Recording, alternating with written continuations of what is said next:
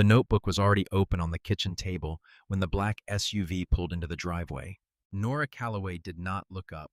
She finished writing the entry for Paddock 7, soil moisture at 6 inches, 8.4%, grass height at exit, 4.5 inches, recovery estimate, 18 days.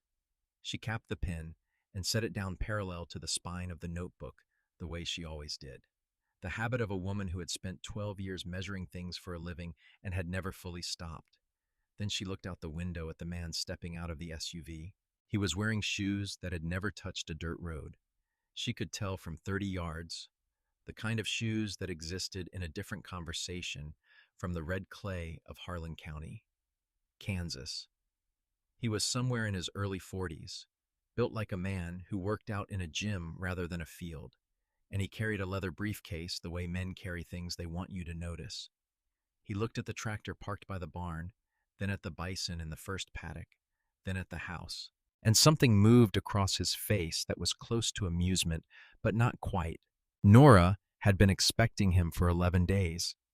Ever since the letter arrived on the Agricor Solutions letterhead with the number 1.4 million printed in the second paragraph, as if a number that size could be mentioned casually. The way you might mention the price of diesel. She stood up from the table, took her jacket from the hook by the door, and went outside. His name was Hector Briggs. He said it the way men say their names when they expect the name to do some work, and he held out his hand and she shook it once and let go. He said he appreciated her time. He said Agricor was very interested in being a good neighbor to the established agricultural community of Harlan County. He said the offer they had extended was, in his professional assessment, generous given current market conditions and the present state of the property. Nora let him finish. Then she said, "The offer is noted." He waited for more. There was no more. She looked at him with the patience of a woman who had learned that silence was a more precise instrument than argument. And after a moment, Hector Briggs recalibrated, smiled in the way men smile when a conversation has not gone the direction they designed it to go, and said he hoped she would give it serious consideration. She said she would be in touch. He got back in the SUV and drove down the county road. She watched the dust settle behind him and then went back inside and wrote one line at the bottom of the paddock 7 entry, Agricor, second contact, did not engage. She had written first contact 11 days ago, the day the letter arrived. In the margin of the paddock, 3 measurements, because the notebook was where she kept track of things that mattered, and she had already decided this mattered. The notebook itself was not the one her grandfather had kept. That one was in the cedar box on the shelf above the desk, wrapped in the same piece of oilcloth it had been wrapped in when she found it in the bottom drawer of her father's filing cabinet the week after the funeral. What she had found in that drawer had taken her 3 evenings to read through, sitting at this same table with a glass of water she kept forgetting to drink. Her grandfather, Roland Calloway, had kept his notebook from 1968 through 1974. He had been a man of specific habits, and those habits included writing things down. The notebook was a record of the land the way the land had been before it became what it was now. Grass species, root depth estimates made by pulling samples and measuring by hand, water retention observations after rain, noting how quickly the surface absorbed versus how quickly it ran off.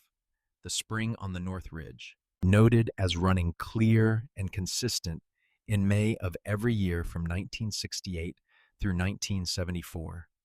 The stock pond in the northeast section, holding at a consistent level through dry summers. It was a portrait of land that knew how to work. What Nora had inherited was a portrait of land that had forgotten. She had known this before she read Roland's notebook. She had known it from the soil itself, the way it resisted her boot, the hard sealed surface of ground that had been asked to give too much for too long without being given anything back. She had known it from the grass, the thin cover of species that were not the species Roland had noted in 1968, the shallow-rooted replacements that held nothing. No moisture, no structure. None of the biological community that made prairie soil what prairie soil was supposed to be. Her father had worked the land the way the neighbors worked it because that was the way it was worked in Harlan County. the way it had been worked since the 1970s when the cattle operations consolidated and the management philosophy simplified into a calculation of head per acre and price per pound that left no column for what the land itself needed to keep producing. The land was tired. Nora had come back to Harlan County the way people come back to things they did not expect to come back to. She was 58 years old and had spent the previous 12 years as an agricultural engineer at a firm in Wichita that designed large-scale irrigation systems for commercial operations across the Central Plains. She had been good at the work, good at measuring things and finding the gap between what a system was doing and what it was capable of doing. Then her husband Ray had died of a cardiac event on a Wednesday morning in February, quietly, in the way that deaths arrive without the appropriate warning. And the job in Wichita had continued, and the apartment in Wichita had continued, and everything in Wichita had continued except for the part where any of it made sense to her anymore. Her father died 14 months later. She drove to Harlan County for the funeral and stayed for the estate and found Roland's notebook in the filing cabinet and sat at the kitchen table for 3 evenings reading her grandfather's handwriting, and by the end of the third evening had made a decision she did not explain to anyone because the people she would have explained it to were no longer available. The decision was to stay. The land carried a note with Crestfall Regional Bank, $340,000, at a rate that had made sense to her father when he refinanced in 2019, and that made less sense now. The fences needed work. The equipment was aging. The pastures were depleted rather than dead. And the difference between those two words was the difference between a problem she could work with and a problem she could not. She had been an agricultural engineer for 12 years. She understood systems. She understood the gap between what a system was producing and what it was capable of producing if the underlying conditions changed. The underlying conditions of the Callaway Ranch had been wrong for a long time. She intended to change them. The first 2 months she spent reading restoration ecology through the county library and the university extension database. Prairie grass systems, the relationship between grasses that had evolved alongside animals that moved in concentrated groups and grazed briefly before moving on. And what happened to those systems when the animals stopped moving? Soil biology. The microbial communities that lived in the root zone of native prairie grasses, that built the structure that held moisture, that processed organic matter into the tilth that made ground absorbent rather than sealed. She read about bison. She drove to the extension office in Dodge City on a Thursday to use the database there. And in the waiting room, she met a woman named Pearl Weston, who was 79 years old and had grown up in the sand hills of Nebraska and had spent a decade as a county extension agent in the 1970s before the program was defunded and she moved south to be near her daughter. Pearl had a way of sitting in chairs that suggested she had been sitting in waiting rooms for a long time and had stopped being impatient about it decades ago. They talked for 40 minutes over bad coffee from the machine in the corner. Pearl said things that Nora wrote in the margin of her notepad. She said the land west of Dodge had been different before 1955. She said she had walked it as a girl, and the grass had come to her hip, and the soil under it had been soft enough to push a stick into without effort. She said the cattle operations of the 1960s had not destroyed the land. They had changed the conditions. And changing the conditions was a slower catastrophe than destruction because you could not point to the moment it happened. She said one other thing that Nora wrote down and then drew a line under. The land still knows what it was. It just needs something to remind it. Driving back to Harlan County, Nora found herself thinking about Ray. He had been an engineer too, the kind who asked questions about systems before he accepted anyone's theory about what they were doing. He would have had opinions about paddock sizing. He would have wanted to run the numbers on recovery intervals before committing to 14 units rather than 12. They would have argued about it at the kitchen table in the pleasant way of two people who find problems more interesting than exhausting. She was going to have to run those numbers alone, and she was going to have to do it at a table that was quieter than it had been. She drove the rest of the way home with a clear list and a clearer understanding of what the first step was. The auction was 2 counties north, on a Thursday morning in March, when the sky was the specific gray of early spring in Kansas that could become anything by afternoon. It was a dispersal sale from a small bison operation that had run for 9 years and was ending the way small operations ended. Not from any single failure, but from the accumulation of variables that eventually exceeded the capacity of the people managing them. The family was good people who had run out of what running required. The bison were in the back pen. There were 19 of them. A woman named Carla Moss, the large animal veterinarian contracted for the sale, had the direct manner of someone who had been giving accurate assessments to people who did not always want to hear them for 15 years. When Nora asked, Carla said the animals were thin but not sick. The coat condition was nutrition and stress. Change the conditions, she said, and the animals will change. Nora stood at the pen for 22 minutes. The animal she kept returning to was a large female with a coat that was ash brown in some light and almost gray in others. A notch in her left ear, old and healed, the kind that had become part of the architecture of the animal rather than a record of injury. She moved with something between authority and composure. When the other animals shifted, they checked her first, not obviously, not the way a flock turns all at once, but with the social referencing of large herd animals. A glance, a pause, a reading of what the lead animal was doing before committing to movement. Two men standing by the gate said things while Nora watched. One of them said, "Good luck feeding those ribs." The other said something she did not fully catch, but that produced laughter from both of them. When the lot came up, no one else raised a hand. The hammer came down, and she went to settle the paperwork. She drove home carefully, 50 miles an hour on the straight sections and slower on the curves, because what was in the trailer was not equipment. She could hear the bison, the sounds they made in an enclosed, unfamiliar space. Sounds she was beginning to learn the way you learn a language, by exposure. Before you have the vocabulary to name what you are hearing. She was thinking about the paddock plan. She had drawn it twice in the notebook. 14 paddocks. Not equal in size because the land was not equal in what it offered, but proportional to what each section could carry at the grazing pressure she was planning. The principle was not complicated. Leave enough behind that the next cycle has something to work with. The complexity was in the execution, in the timing, in the measurement of recovery that would tell her when a paddock was ready and when it was not. What she needed was portable electric fence she could move as the rotation required, water tanks not fixed to permanent infrastructure, a way to measure grass recovery that was not guesswork. She already had the notebook. She had bought the fencing reels and the step-in posts and the poly wire in February, before the auction, because preparing the infrastructure before the animals arrived was the kind of efficiency her father had called working in the right order. The water tanks she repositioned over 2 weeks, moving them from where they had made sense for a different system to where they made sense for this one. The morning she moved the bison into the first paddock, she stood at the gate and watched the ash-brown female come down the trailer ramp and stop. The animal stood with her head up and read the wind for 11 minutes.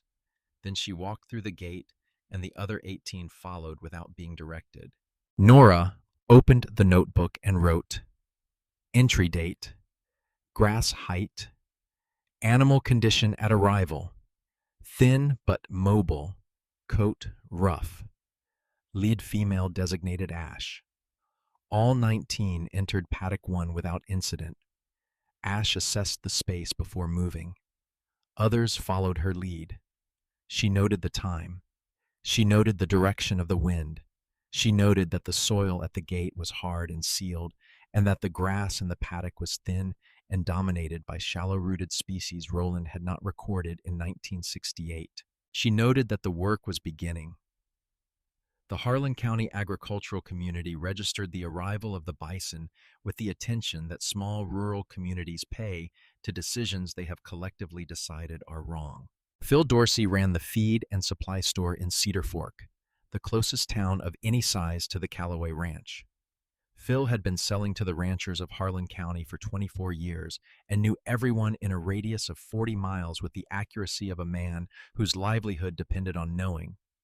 He mentioned the 19 bison to 3 customers on the Friday after the auction. And by Saturday, the information had traveled the way information travels in communities where the feed store and the co-op serve as the nodes of a network that has been operating for generations. The name that emerged by the end of the following week was Nora's Skinny Circus. She heard it from a woman at the post office who repeated it with the slight awkwardness of someone saying something they find mildly embarrassing to be repeating. Nora thanked her and went to her truck. Dale Renfrow came to the fence on a Monday. He was 66 years old and had been running the largest cattle operation in Harlan County for 40 years, and he had the authority of a man whose opinion had been sought and validated for so long that the seeking and validating had become indistinguishable from fact.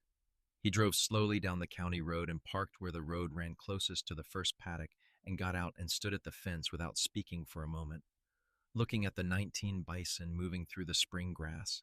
He said her name. She said his.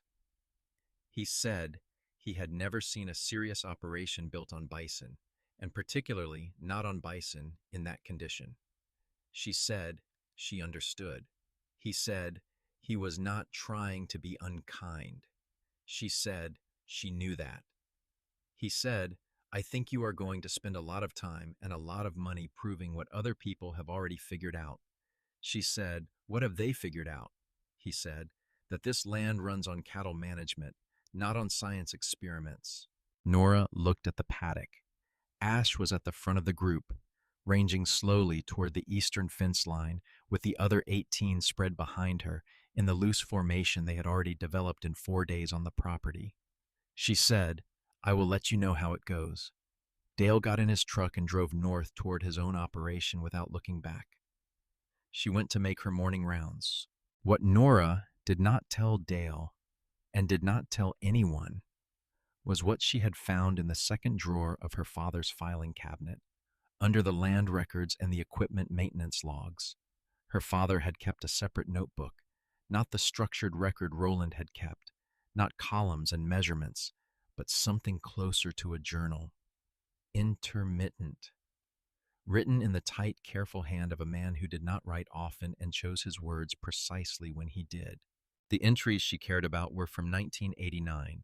March of that year, her father had written about dividing the south pasture into 4 sections and trying a rotation system he had read about in an extension circular from the university. He had ordered 8 bison from a producer in Nebraska. He wrote about the bison arriving and the way the neighbors looked at him across the fence and said nothing that week, and then said quite a lot the week after. April. The rotation was working. The grass in the first rested section was showing recovery. He had not expected this early. He wrote about measuring the grass height with a piece of wire bent to a consistent length, the improvised tool of a man doing the work with what he had. May. The water line to the south pasture had been cut. He wrote it plainly. The line that ran from the main well to the stock tank in the south section had been cut at the fence line. He repaired it. 2 weeks later, it was cut again. June. The bison had gotten out. He wrote about finding the fence down in the northeast corner, a section that had been intact 2 days before. 3 animals crossed onto neighboring land, and 1 was injured. He sold the bison back at a loss. Without them, the rotation could not run the way he had designed it. July. 1 line. Stop the experiment. Not worth the trouble it costs. The last entry in that section had one other thing, a list of names, 6 names, written without explanation, without accusation, just listed. The kind of list a careful man makes when he needs to remember who was there. The 3rd name was D. Renfrow. Nora read the entry 3 times. Then she closed the notebook and put it back in the drawer under the land records and went outside and stood in the yard and looked north toward the Renfrow operation for a long time. She did not mention it to anyone. She came back inside, opened her own notebook, and wrote the paddock 3 measurements for the morning. The work was the work. The rest was the rest. She would deal with each in its own time. November arrived with the Agricorps letter, and with the letter a clarity about what was happening around her that she had suspected but not confirmed. She drove to the county courthouse on a Wednesday afternoon. The land records office was staffed by a woman named Darlene who had worked there for 19 years and who found the request for recent transaction records entirely routine. Nora sat at the records table with the printout of transactions from the previous 26 months and read through it carefully, without assuming she knew what she would find before she found it. What she found was this. 4 properties adjacent to the Callaway Ranch had transferred ownership in the previous 22 months. The sellers were 4 different families, ranching families who had been in Harlan County for 2 and 3 generations. The buyers were 4 different LLCs, each with a registered address in a different city, none of them obviously connected. She wrote the LLC names in the notebook. That evening, she ran them through the Kansas Secretary of State Business Registry. All 4 shared the same registered agent. The registered agent was a law firm in Topeka. That firm's listed corporate clients included Agricor Solutions. She sat at the kitchen table and looked at what she had found. The 4 properties formed a ring around the southern and eastern boundaries of the Callaway Ranch. The Callaway land was the one remaining gap in that ring. Without it, the assembled parcels were 2,800 acres of contiguous ground. With it, they had the full 3,440 acres needed for a feedlot operation at the size Agricor's permit applications in this region specified. Without Callaway land, the ring was not a ring. She wrote in the notebook, Agricor has assembled surrounding parcels through Shell LLCs. Callaway is the last piece. They cannot proceed without this property. This changes the nature of the offer. She looked at that entry for a moment, then she wrote one more line. They will not stop at 1 letter. She was right about that. The second letter came in December, from a law firm rather than Agricor directly. It cited a section of Harlan County zoning code regarding commercial animal operations and suggested the operation might require a specific use permit she had not obtained. It requested she respond within 30 days with documentation or acknowledge that the operation would need to be suspended pending review. She read the letter twice. Then she called the county zoning office and spoke to the administrator, a man named Ted, who told her after checking that bison operations on agricultural land under a certain acreage threshold did not require a special use permit under the current code and had not required one since 2011. She wrote in the notebook, Agricor legal, zoning argument, invalid per county administrator. They are testing pressure, not law. She filed the administrator's confirmation in the cedar box alongside Roland's notebook. Then she went back outside to measure the paddocks. The winter that followed was cold and steady, the way Kansas winters are cold and steady. Not dramatic, just persistent. The bison did not struggle with it. That was the thing she kept noting in the morning rounds, the absence of struggle. The 19 animals that had arrived in March, thin and rough-coated, were moving through December with a quality different from arrival, not fully filled out yet, but changed in the way a recovering thing is changed. The direction of movement visible before the destination was reached. Ash held her position at the front of the group without variation. When Nora needed the herd to move to the next paddock, she worked with Ash rather than around her. She positioned the water incentive in the direction she wanted and waited. When Ash moved, the others moved. It required only that she pay enough attention to understand what was actually happening rather than imposing a theory of what should be happening. She wrote this in the notebook, working with herd social structure rather than against it, lead animal assessment before each movement, time saved by reading Ash before acting. The winter evenings, she spent reading soil biology, the microbial communities that prairie soil supported when native root systems were present and deep, the fungi and bacteria that processed organic matter and built the structure that allowed water to move into soil rather than off of it. What happened to those communities over decades of shallow grazing, when the root systems shortened and the organic matter they generated declined, and the biology that depended on that organic matter contracted? She read about recovery timelines. The literature was consistent on one point she underlined in 3 separate papers. You cannot rush biological recovery. You can create the conditions that allow it. Then you wait. She wrote in the notebook, Winter reading confirms mechanism. Recovery will appear in root depth before surface. Native grass return will lag soil biology by one full season minimum. Patience is the technical requirement, not the philosophical one. She closed the notebook. Outside the kitchen window, the south paddock was dark, except for the pale shapes of the bison grouped in the shelter of the cedar windbreak.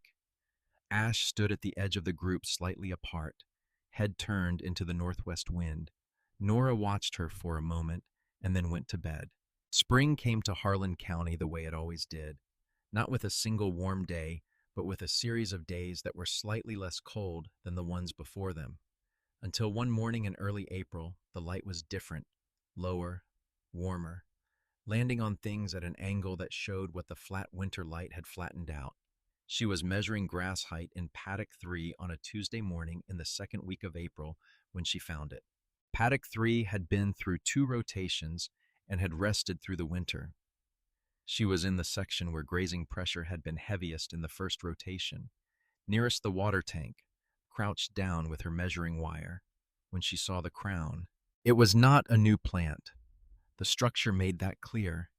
It was an old root crown, the kind that had been in the soil for years, maybe for decades, sending up new growth from the center of a structure that had been dormant. She looked at the leaf structure and recognized it from the identification guide she had bought in January. Little blue stem. Roland had listed it in the 1968 notebook as the dominant grass species in the South pasture. She looked at the crown for a long time. Then she looked at the paddock around her and found 3 more crowns sending up the same early growth within 20 feet of the first. She opened the notebook to the Paddock 3 page. April 9th, Paddock 3 third rotation. Native grass emergence from dormant crowns in heavy use zone. Species probable little blue stem based on leaf structure. Root crowns established, not new seedlings. System is responding. She looked at what she had written, then she drew a line under the last 3 words and wrote them again. System is responding. She stood up from the crouch and looked at the 14 paddocks laid out across the ranch, at the temporary fencing that marked the rotation, at the water tanks in their new positions, at the herd moving through Paddock 7 with Ash at the front, and the morning light on the grass that was thin in places and fuller in others. She closed the notebook and moved to check the next paddock. She did not celebrate the discovery. The notebook entry was the acknowledgement. The underline was the extent of it. And then the work continued because the work was the point, and the discovery was only evidence that the work was correct. What the crowns told her was that the system underneath the surface was still alive. It had been waiting. Years of shallow grazing had suppressed it but had not erased it. And the rotation had created an interval of rest long enough for something dormant to remember what it was supposed to do. She wrote in the margin of the April entry, "Root memory intact. The land knows what it was. Give it the conditions and it will return to them." Pearl had said something close to that in the extension waiting room in Dodge City. Nora went back and read it again that evening. Then she set the notebook on the table and looked out the window at the dark paddocks and thought about Roland writing in his own notebook in 1968, measuring grass that came to his knee, noting the spring on the north ridge running clear and steady. 3 generations on the same ground, each one inheriting what the previous one had left. What you left behind was not always a choice. Sometimes it was the accumulation of the years you were given and what you understood during them. She had been given these years.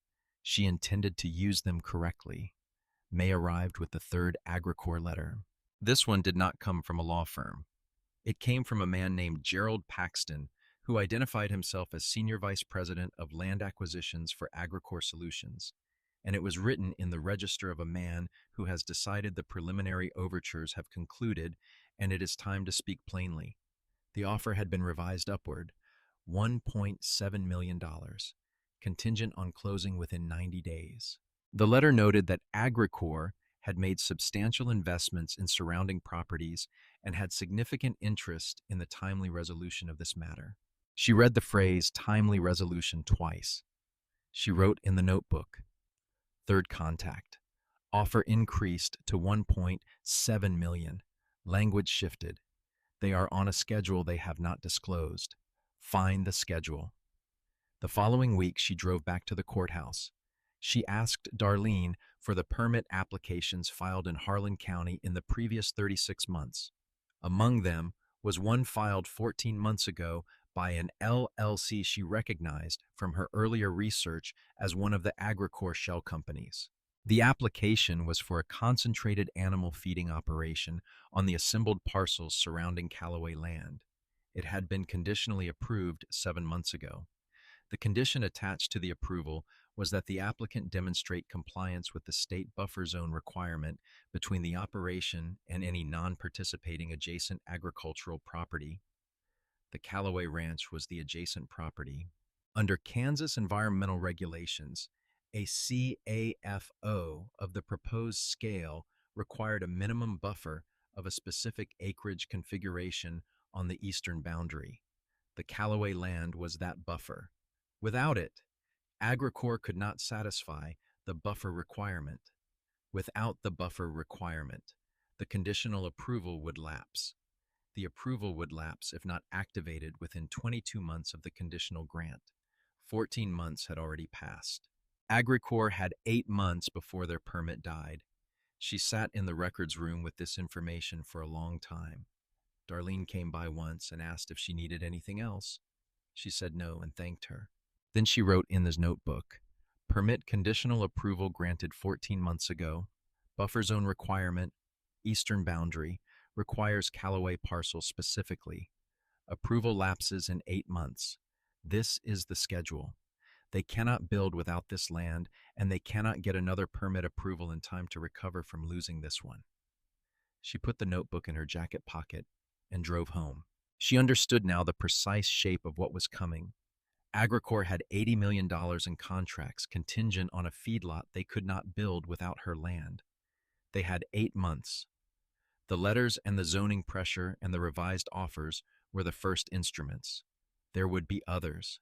What she did with this information was not what Hector Briggs would have predicted. She did not call a lawyer. She did not respond to the letter.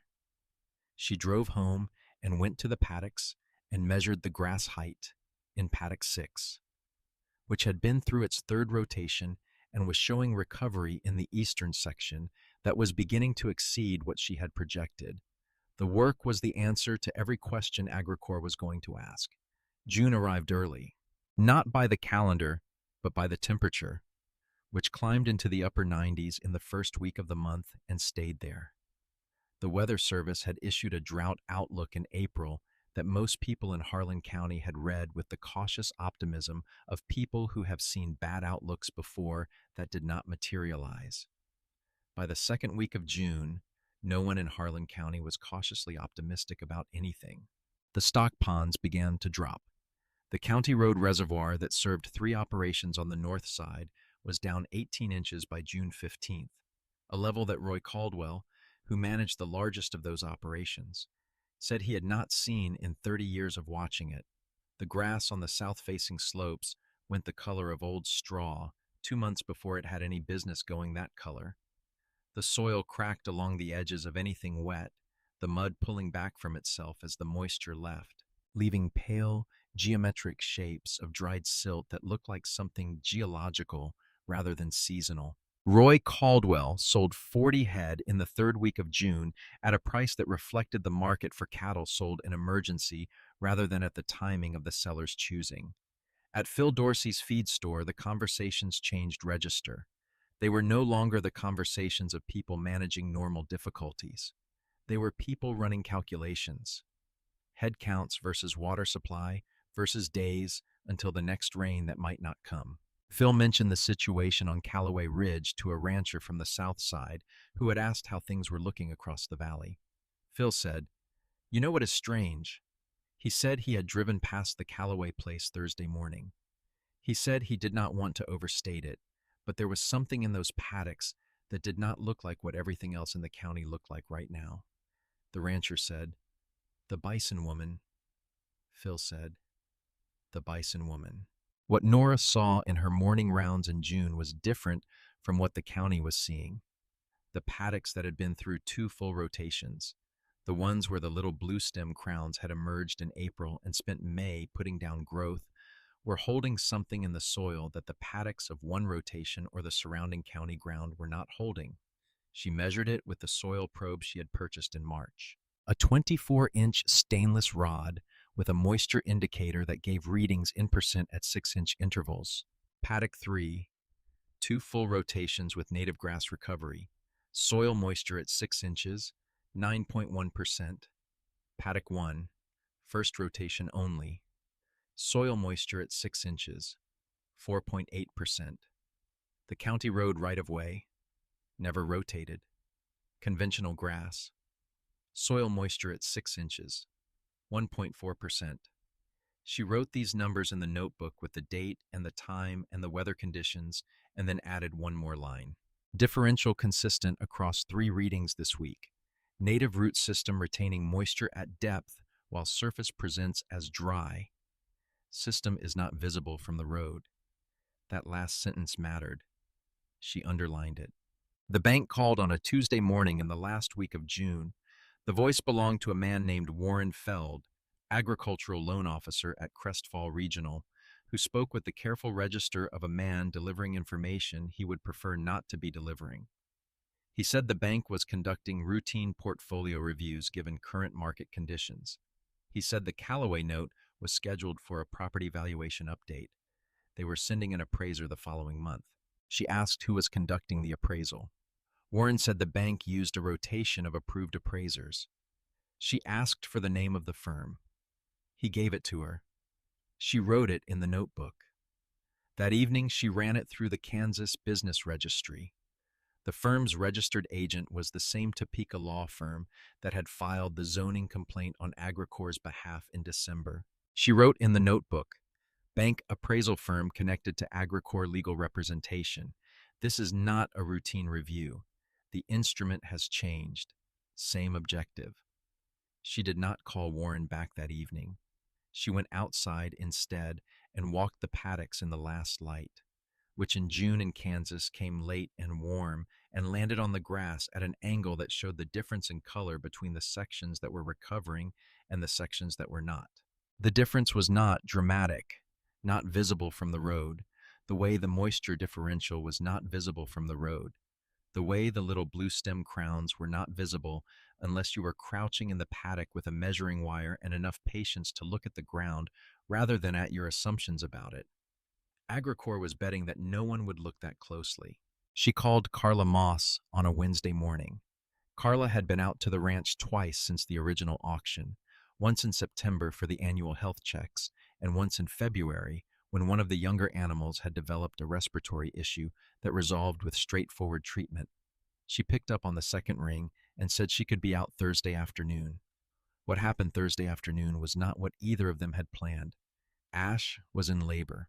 Carla arrived at 4 in the afternoon to find Nora at the fence of paddock 8, where Ash had separated from the herd. Moving to the edge of the group and standing with her head lower than her normal posture, the stillness of an animal engaged in internal work. Carla assessed the situation from outside the paddock and said the presentation looked normal. She said they would watch. They watched for 2 hours. The light changed from afternoon to evening, and the temperature dropped the 10 degrees it dropped in Kansas when the sun cleared the horizon and the 2 women stood at the fence and waited without speaking much, because there was not much to say that the waiting was not already saying. The calf came at 6:47 in the evening, a female, dark brown, on her feet in 11 minutes. Nora noted the time and the date and the mother's condition and the weight estimate Carla provided after a brief assessment.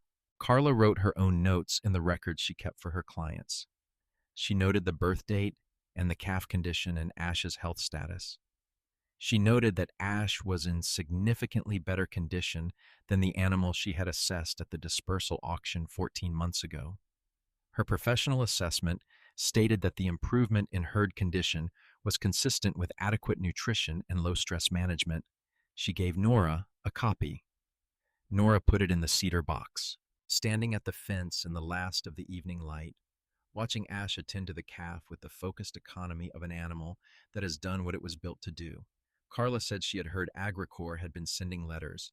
Nora said she had received some correspondence. Carla said she had grown up in this county. Her father had run cattle here for 30 years. She knew what that land to the south and east had sold for, and she knew who bought it. Nora said most people did by now. Carla said, "What are you going to do?" Nora looked at Ash and the calf in the paddock. She said, "I am going to keep measuring." Carla looked at her for a moment. Then she nodded the way people nod when an answer is not what they expected and is better than what they expected. She drove back down the county road in the last light, and Nora went inside and wrote the day's final entry. June 28th. Ash calved. Female.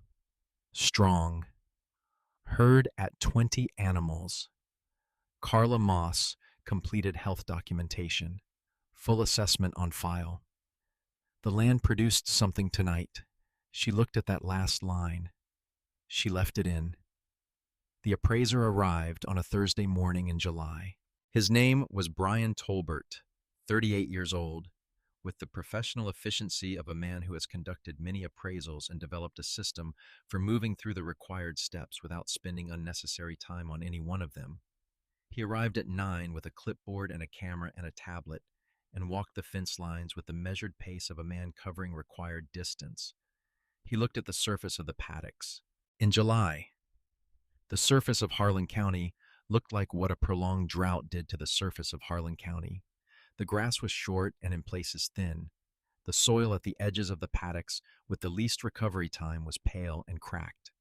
Tolbert photographed these things and made notes on the tablet and asked Nora questions about the number of animal units and the infrastructure condition and whether there had been any improvements to the water system. She answered the questions. She showed him the repositioned water tanks and the portable fence system. He looked at the 20 bison moving through paddock 7 and made a note. She asked if he would like to see the soil moisture data. He said that was not typically part of the assessment protocol. She said she had 14 months of systematic measurements across all 14 paddocks at 6-inch and 12-inch depth intervals with comparative readings from adjacent non-rotated ground. He looked at her. She opened the notebook on the hood of his truck. What followed was not a conversion. Tolbert was not a soil scientist, and the data did not transform him into one. But he was a man trained to assess value, and 14 months of consistent measurements showing a reproducible differential in a drought year was a kind of evidence that his protocol did not have a category for dismissing. He looked at the columns for a long time. He looked at the paddocks. He looked at the soil probe she had brought out to demonstrate the current readings. 9% at 6 inches in paddock 3 against 1.5 from the road right-of-way. He made several additional notes on the tablet. He said he would need to confer with the bank before finalizing the assessment. She said she understood and offered a copy of the full data set if it would be useful. He took the copy. He drove down the county road and she watched the dust settle and then wrote in the notebook. Tolbert, July 14th. Did not dismiss data. Took copy of full data set. Assessment not finalized. Data did the work it was supposed to do. What she did not know yet was that Tolbert had gone back to his office and looked at the appraiser rotation list and confirmed that he had been assigned to the Callaway property through a specific request from the bank's agricultural portfolio manager rather than through the standard rotation. He had then looked at the portfolio manager's recent communications and found an email thread that referenced Agricor Solutions in a way that his professional ethics training had been very specific about. He had conferred with the bank, not in the way Agricor had anticipated. July turned into August, and August became the month Harlan County would talk about for the next decade. Dale Renfrow sold 80 head in the first 2 weeks of August. He did it without drama, the transaction of a man who had done the math and acted on it. Phil heard about it on a Monday, and by Thursday everyone in the county knew. The number meant something in Harlan County. Dale's herd was the benchmark the county measured against, and if he was selling in August, it meant the situation was past management and into decision. 2 operations on the south side sold everything, not culled, not reduced, Everything. The Durning family, 3 generations on the same ground, sold their remaining 140 head over 4 days and put the property on the market by the end of the month. The conversations at the feed store stopped being calculations and became something closer to grief. Nora heard most of this secondhand.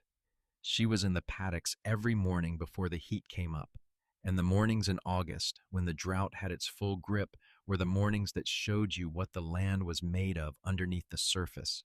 The difference between soil that had been given something back and soil that had only been taken from was not an abstraction in a notebook. It was a physical fact you could measure and observe.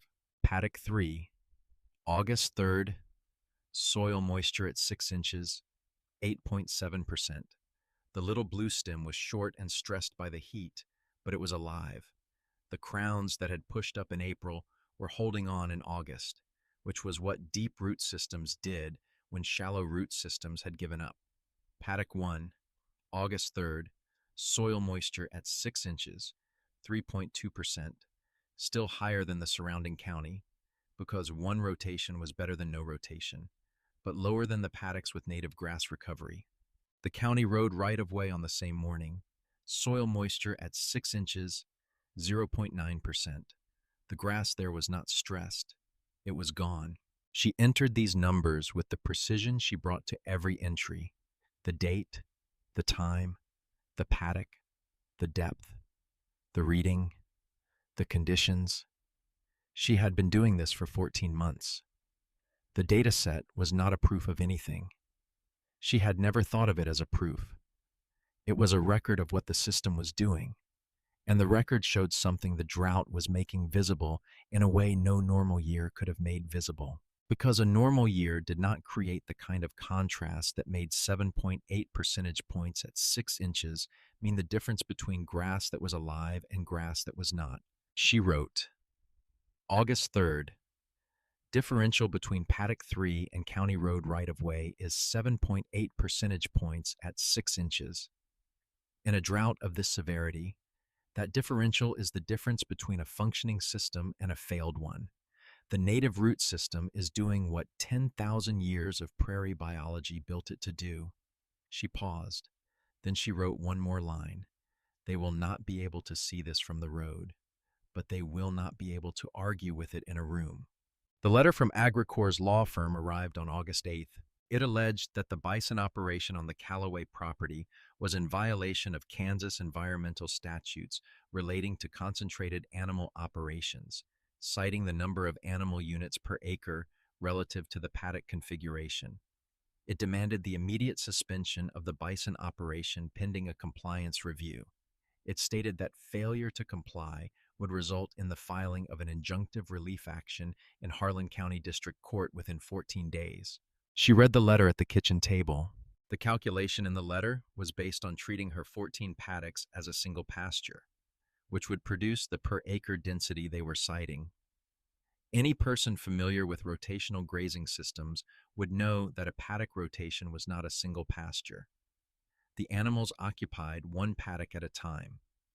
The per-acre density in the occupied paddock was above threshold for the duration of occupation, which was 4 to 7 days, and then the animals moved and that paddock rested. This was the entire mechanism of the system. It was documented in the restoration ecology literature she had been reading for 2 years. It was the basis of every managed intensive grazing system operated in the state of Kansas. Agricorp's lawyers had either known this and made the argument anyway, or had not been briefed accurately on what they were challenging. Either possibility told her something useful. She called a number she had written in the notebook 6 weeks earlier. The number belonged to James Whitfield, who ran an agricultural law practice in Garden City and had been recommended to her by the county extension office when she called them in June with a general inquiry about CAFO buffer zone regulations. She had called him then to understand the landscape. She called him now because the landscape had changed. Whitfield listened to the letter.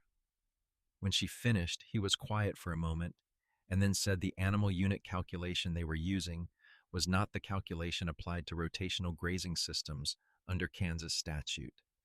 He said he had seen this argument attempted twice before and it had not succeeded either time. She asked about the injunctive relief timeline. He said if they filed, a hearing would be scheduled within 60 days. He said he would take the case on a contingency arrangement because the merits were clear and the opposing party was identifiable. She said she would send him the full documentation. He said, and the soil data.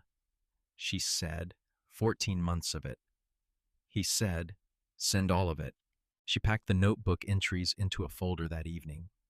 The original measurements and the paddock maps and the probe readings and Carla's veterinary assessments and the native grass identification notes from the April entries and the copy of Roland's 1968 notebook, which she had decided was going with the folder because it was the beginning of the record, even if Roland had not known he was starting one. She sent it to Whitfield the next morning. Then she went out to the paddocks and measured the morning readings and noted that paddock 5 was ready and moved Ash and the 20 animals through the gate and watched them settle into the new section. The calf, 4 weeks old now, stayed close to her mother, but was beginning to range the perimeter of the group with the curiosity of a young animal learning the dimensions of its world. Nora watched them for a few minutes. Then she went back to the barn to check the water pressure in the tank line, because the pump had been short cycling for 3 days and a technician was coming Friday, and until Friday the pressure needed monitoring twice a day. A system in motion always had something asking for attention. That was the work. Dale drove past the Callaway fence on a Wednesday in the 3rd week of August. He pulled over where the road ran closest to paddock 3 and got out of the truck and stood at the fence. The paddock was resting.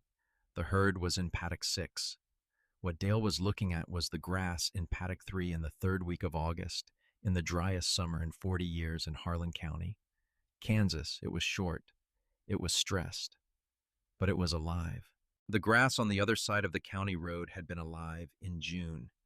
It had not been alive since. He stood at the fence for a long time. He had sold 80 head.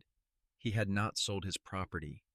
There was a difference between those two things, and he had spent 40 years understanding exactly where that line was. He was thinking about something he had not let himself think about in a long time. He was thinking about 1989.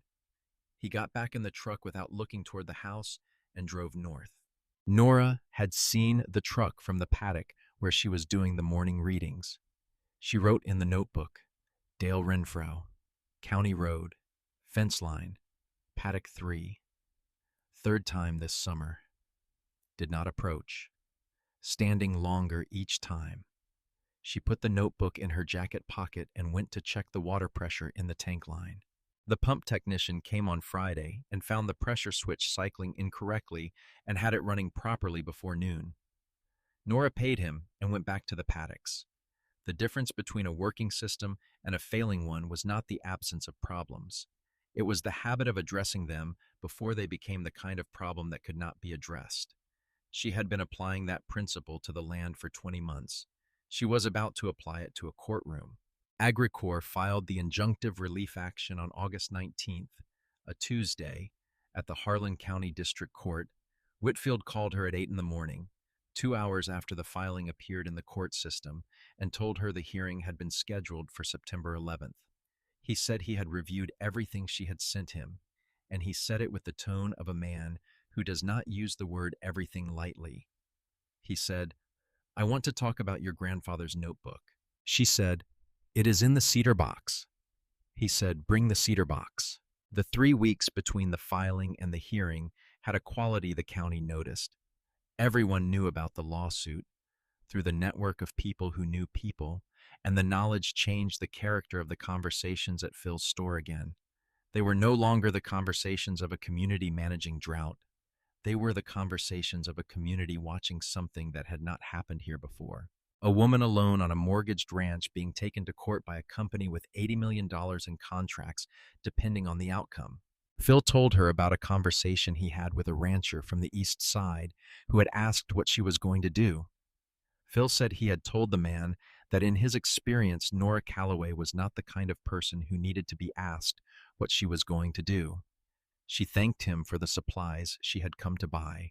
He said, for what it is worth, I drove past your place on Sunday morning. He said he had been driving that county road for 24 years. He said Paddock 3 looked different from everything around it. She said, different how? He said, like it remembered something. She drove home and wrote that in the notebook margin, not as data, just as a thing that had been said. The hearing was set for 9 in the morning. She arrived at 8:15 with the cedar box and 2 years of notebooks in a canvas bag, and Whitfield met her in the corridor outside the courtroom. He was a compact man of 52 with the unhurried manner of someone who has stood in corridors outside courtrooms many times and stopped treating the experience as extraordinary. He said, "They will argue the animal unit calculation." He said, "We will argue the rotational grazing exemption under Kansas Statute 65-1, 178 subsection C, which has been in the code since 2008 and which their lawyers either missed or chose to ignore." She said, "Which do you think it is?" He said, "Based on the quality of the rest of their filing, I think they missed it." He said there was one other thing. The appraiser, Brian Tolbert, had contacted his office the previous week. Tolbert had information about the circumstances of his assignment to the Callaway property that he wished to make available to the court. Nora looked at him. Whitfield said it appeared Tolbert was not selected through the standard rotation. The bank's agricultural portfolio manager had specifically requested him for the Callaway assessment. Tolbert had found communication between that portfolio manager and a representative of Agricor Solutions, in which the desired outcome of the assessment was discussed prior to the appraisal being conducted. Nora was quiet for a moment. Then she said, "He came forward on his own." Whitfield said, "He did." She picked up the cedar box and they went into the courtroom. Agricor was represented by 2 attorneys from the Topeka firm, both in suits that cost more than the monthly note on the Callaway ranch. The senior attorney, Douglas Payne, had the polished confidence of someone accustomed to institutional resources being sufficient to determine outcomes. He arranged his materials with the efficiency of a man who had done this many times and expected to be done by lunch. The judge was a woman named Constance Haverford, who had been on the Harlan County bench for 16 years and had the settled authority of someone who has heard most arguments and become an accurate detector of the difference between an argument and a performance. Douglas Payne made his opening argument. He cited the Kansas environmental statutes on concentrated animal operations. He cited the animal unit calculation. He said the numbers were clear and the statute was clear and the relief his client sought was straightforward. Judge Haverford looked at Whitfield. Whitfield stood up. He cited Kansas Statute 65-1, 178 subsection C. He said the exemption for managed rotational grazing systems had been in the code since 2008. He said the animal unit calculation applicable to rotational systems was calculated on the basis of the occupied paddock at the time of grazing, not the total operation acreage. He said the Callaway operation had met the rotational exemption criteria since the first day of operation. He said he had documentation. He said the documentation covered 20 months of systematic rotational management with written records of every paddock entry date, exit date, grass height measurement, and soil moisture reading across 14 paddocks. He said the documentation included veterinary assessments of herd health by a licensed Kansas large animal veterinarian. He said the documentation included native grass recovery identification records consistent with the management methodology. He set the notebooks on the table in front of Judge Haverford. Then he set the cedar box on the table. He said the cedar box contained a notebook kept by Roland Callaway on the same property from 1968 through 1974. He said that notebook documented the native grass species present on the Callaway land before the changes in management that began in the late 1970s. He said the native grass species currently recovering in the rotated paddocks were the same species Roland had documented 50 years ago. He said the recovery was not a coincidence of drought conditions. It was the result of a management system designed to recreate the conditions under which those species had historically thrived. He said there was one more matter. He presented Tolbert's statement. Douglas Payne was on his feet before Whitfield finished the second sentence. He objected on grounds of relevance. Judge Haverford looked at him with the expression of a person who has just been told something is irrelevant when it is clearly relevant, and said she would hear the statement. Whitfield read it into the record. Tolbert's statement documented the specific request from the bank's agricultural portfolio manager. It documented the email chain between that manager and a named representative of Agricor Solutions. It documented the language in those emails describing the desired outcome of the appraisal before the appraisal had been conducted. The courtroom went quiet in the way that rooms go quiet when something has just changed the shape of what is happening in them. Douglas Payne requested a recess. Judge Haverford denied it. She said she had read the filing and the counterfiling. She had reviewed the statute in question, including the rotational exemption that Agricor's attorneys had not cited. She said she was prepared to rule. She ruled in 22 minutes.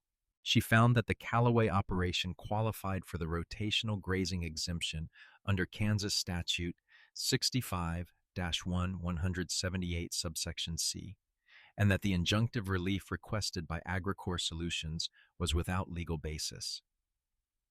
She dismissed the action with prejudice, which meant Agricor could not file the same claim again. She said one additional thing before closing the session.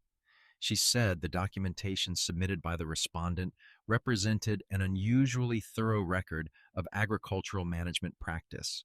She was referring the matter of the appraisal communications to the Kansas Banking Commission and the Kansas Attorney General's office for review of potential violations of appraisal independence requirements under state and federal law. She closed the session. Douglas Payne gathered his materials with the careful efficiency of a man managing the expression on his face. Nora picked up the cedar box and the canvas bag with the notebooks and walked out of the courtroom into the corridor. She stood in the September light coming through the courthouse windows and did not say anything for a moment. Whitfield came out behind her. He said the referral to the Attorney General was significant. What Agricor had attempted with the appraisal was now a matter of official record and official scrutiny. The conditional permit approval would almost certainly not survive the investigation, given that the buffer zone acquisition strategy was now documented as involving coordinated pressure on the holdout property owner. She asked how long the investigation would take. He said these things moved at their own pace. She asked what happened to the permit in the meantime. He said it lapses in 5 months. He said investigations of this nature typically take longer than 5 months. She understood what that meant. She thanked him. He said she had done the work herself. He had only arranged it in the right order. She took the county road home. The fields on both sides were the same fields they had always been.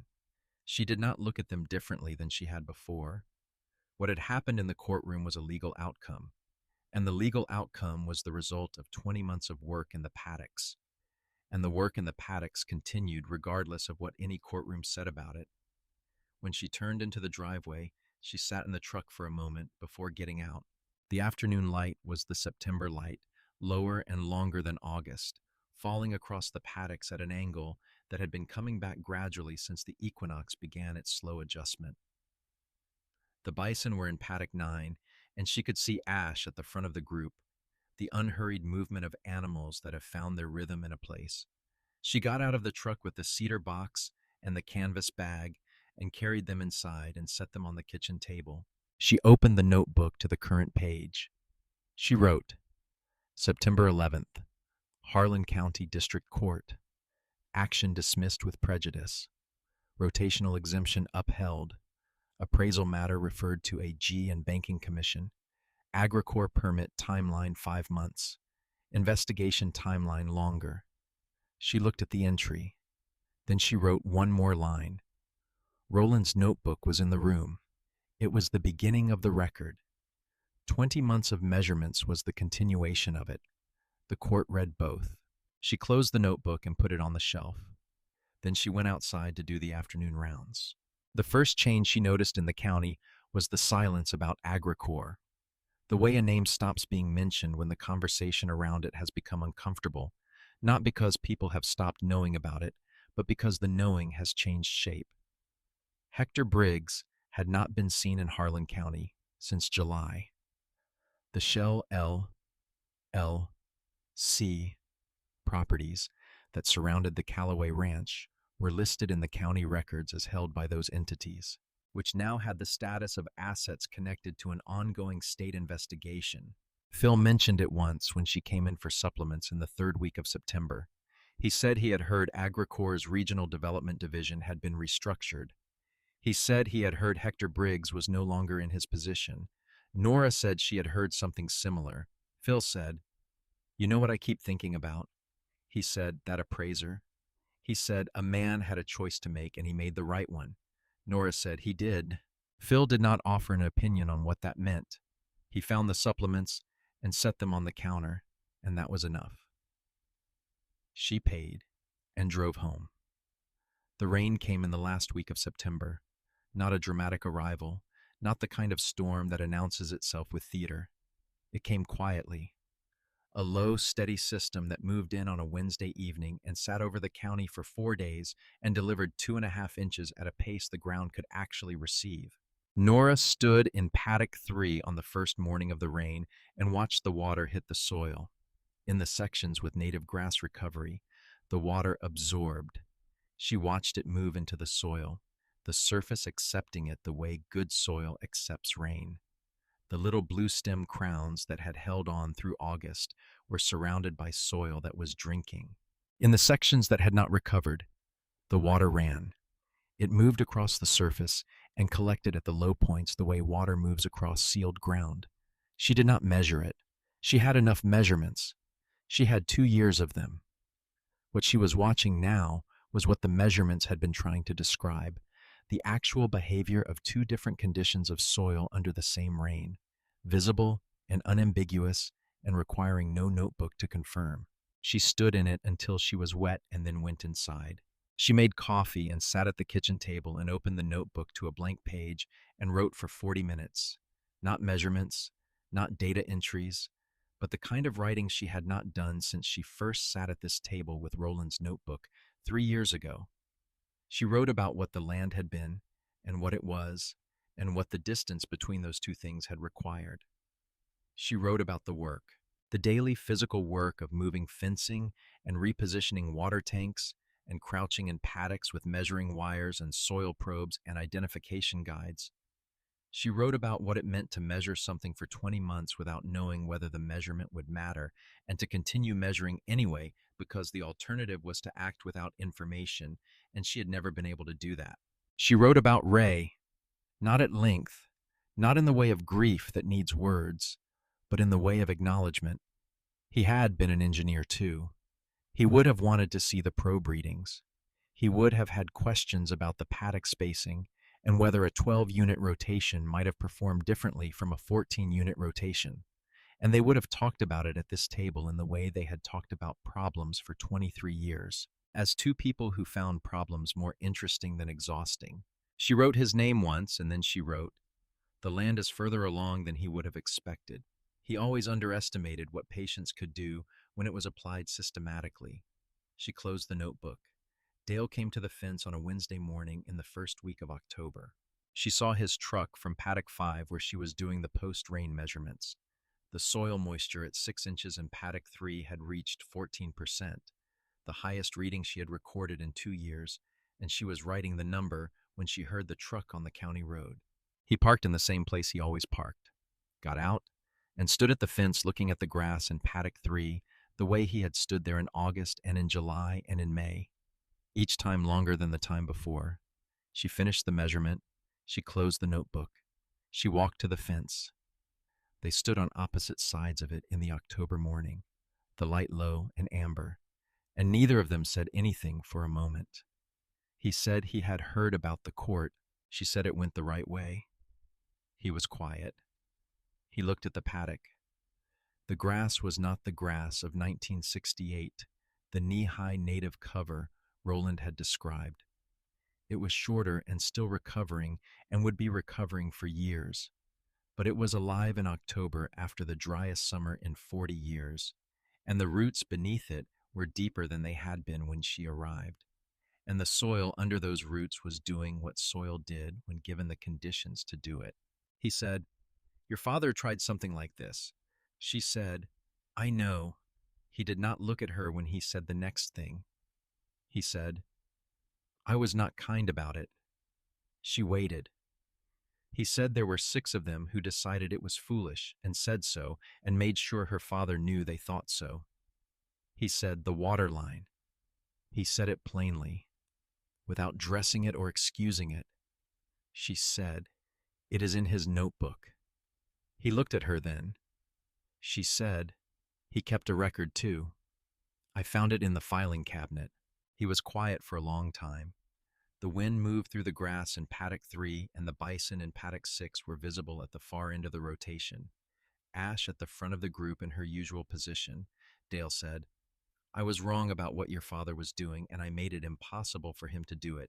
And then I was wrong about what you were doing, and I made it difficult for you to do it, and you did it anyway. She said, you held the road the night the fence went down. He said, that was the least I could do. She said, it was not nothing. He looked at the paddock again. He said next spring, if she was willing, he would like to walk her rotation with her. He said he was not going to change everything he had built in 40 years, but he would like to understand what she had done here. She said, come in April. The little blue stem will be coming up by then. I will show you what a dormant crown looks like when it remembers what it is supposed to do. He nodded. He went to his truck.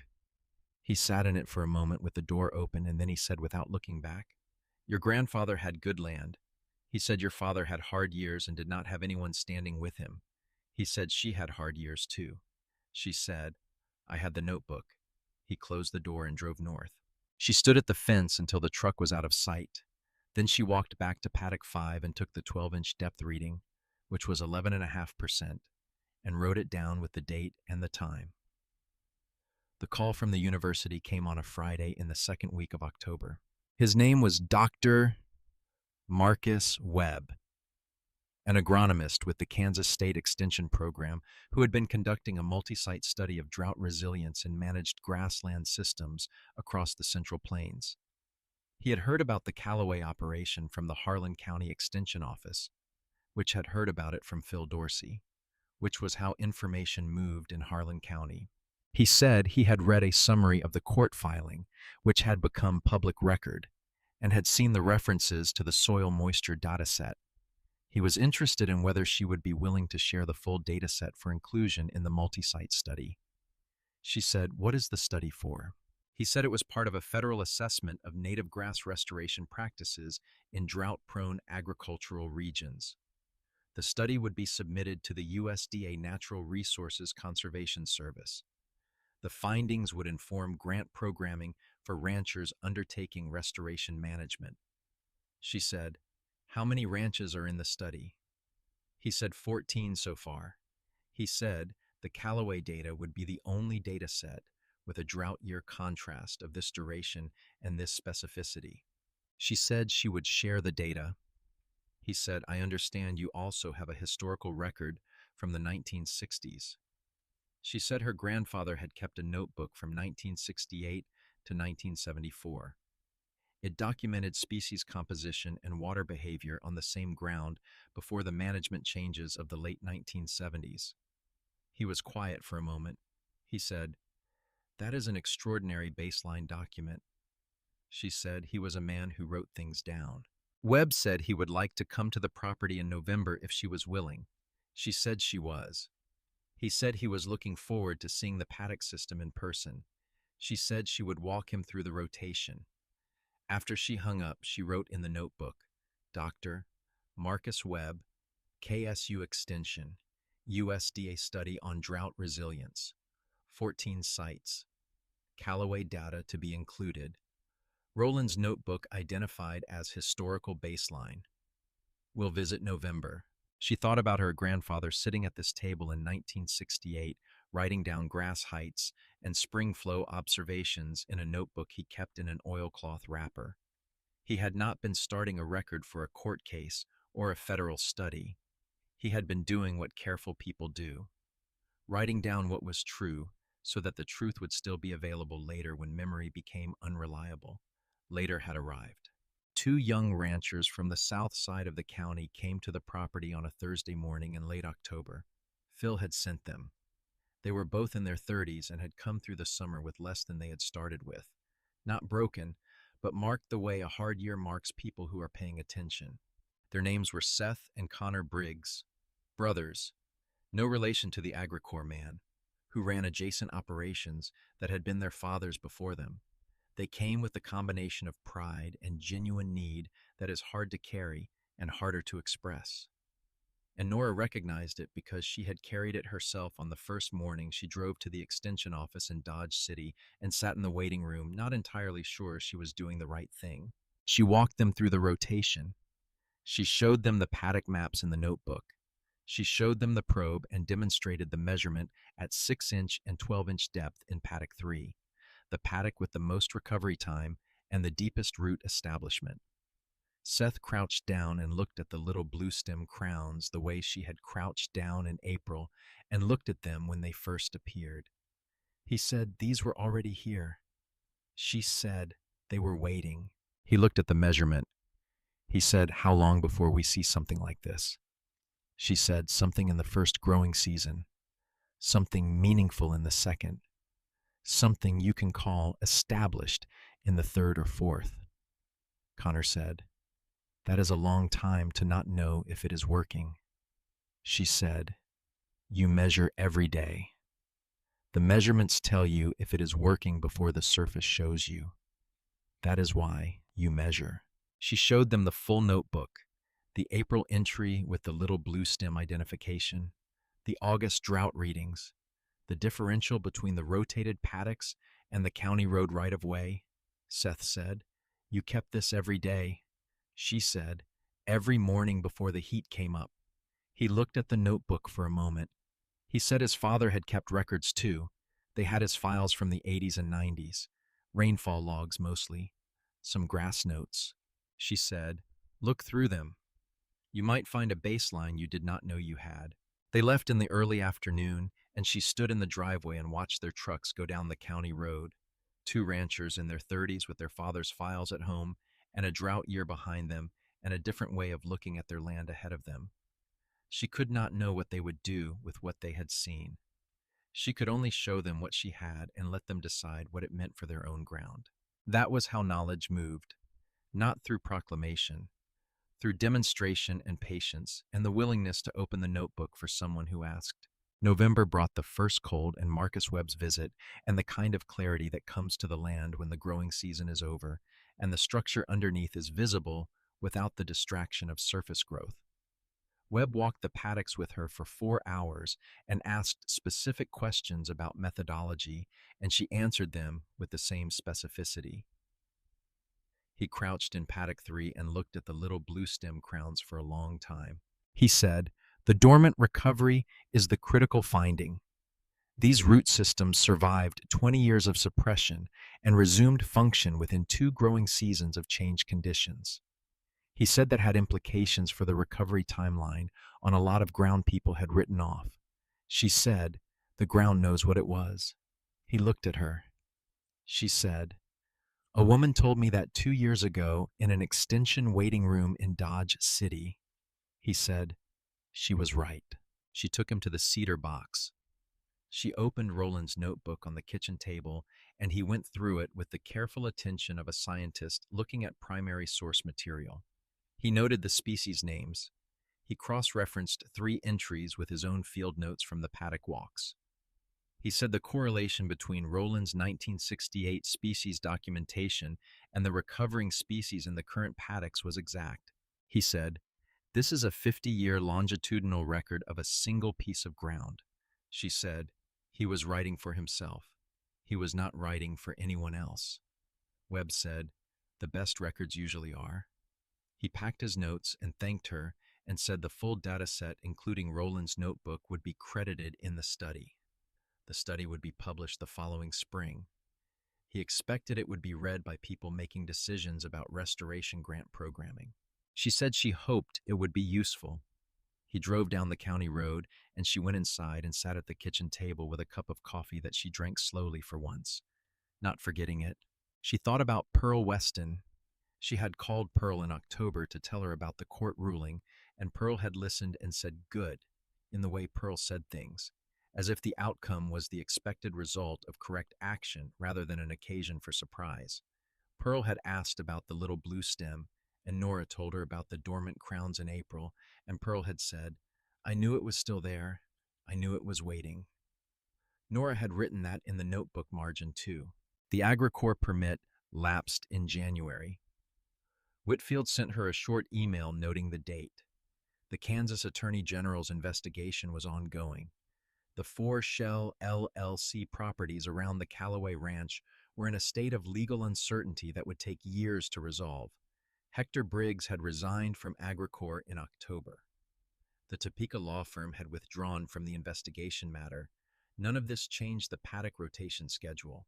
She moved the herd through January the way she moved them through every month, by the grass height and the recovery time and the probe readings, by what the land was telling her through the instruments she had learned to read.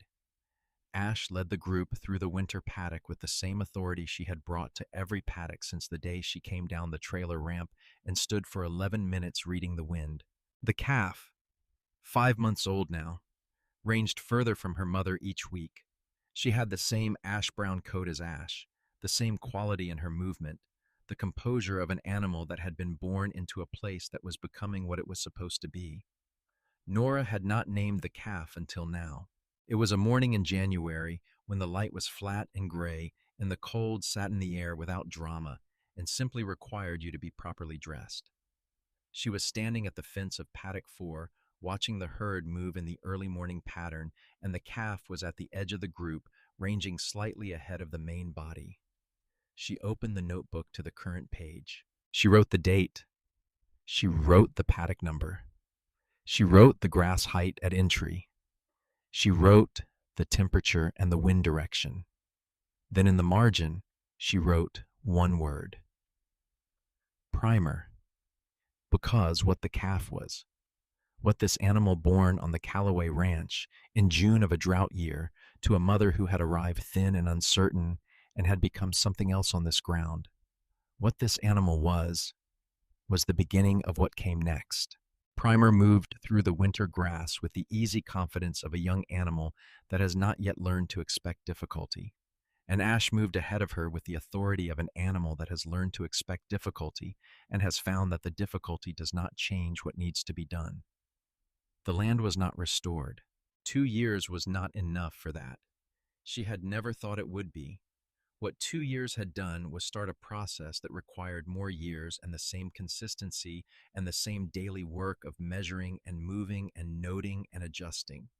The root systems in the recovered paddocks were deeper than they had been, but not as deep as they would be in 5 years. The native grass was returning, but had not yet achieved the cover density Rowland had recorded in 1968. The soil biology was rebuilding at its own pace, not at the pace of the person waiting to see it rebuild. What she had was a direction, a clear, documented, measurable direction toward what the land had been and could be again. Moving at the pace that biological systems move and not faster. She closed the notebook. She put it on the shelf next to the cedar box. She went outside and began the morning rounds. The probe went into the ground at 6 inches in paddock 3, and the reading came back at 11.3% on a January morning when the surrounding county was at 2.1. She wrote it down. She moved to paddock 4.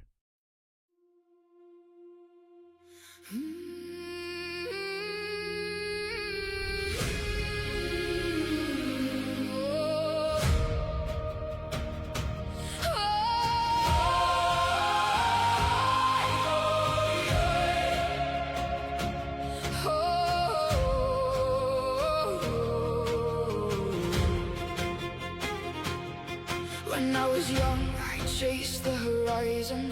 Certain peace was waiting there. I thought the storms were wrong turns taken, and every burden was unfair. So I spent years fighting the mountains, cursing every winding road, never seeing that the struggle was the thing that made me grow. The eagle learns within the wind, the oak grows strong beneath the snow, and every soul that's worth becoming must walk where harder paths may go. The road was never meant to be easy, the storm was never meant to pass. The waves were not there to stop me, they were there to teach me how to last. Every trial is part of the journey, every scar becomes a guide. The mountain is not in my way, the mountain is the reason for the climb.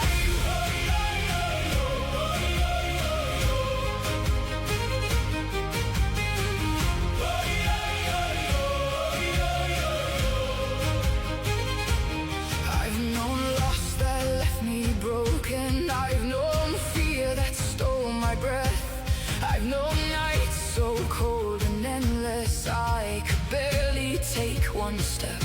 Yet every wound became a teacher, every failure left a mark, and every valley that I walked through placed another star within the dark. The river doesn't fight the canyon, it learns to carve its way ahead. What seems a wall to those who fear it becomes a path for those who tread. The road was never meant to be easy, the storm was never meant to pass. The waves were not there to stop me, they were there to teach me how to last. Every trial is part of the journey, every scar becomes a guide. The mountain is not in my way, the mountain is the reason for the climb.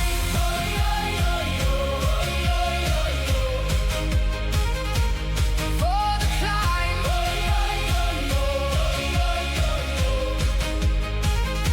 One day I stopped asking, why me? And started asking, what can I learn? The moment I embraced the fire lost its power to burn. For every challenge holds a gift, though hidden from the eye. The obstacle and destination were never separate all this time. The road was never meant to be easy, the storm was never meant to end.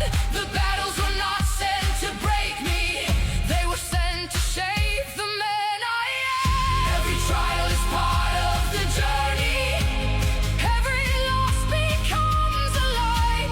The mountain is not in my way, the mountain is the reason I can rise.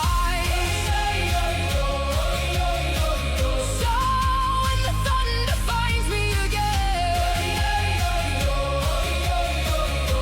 and dark clouds gather in the sky, I'll greet them like old companions, because they belong to the journey too.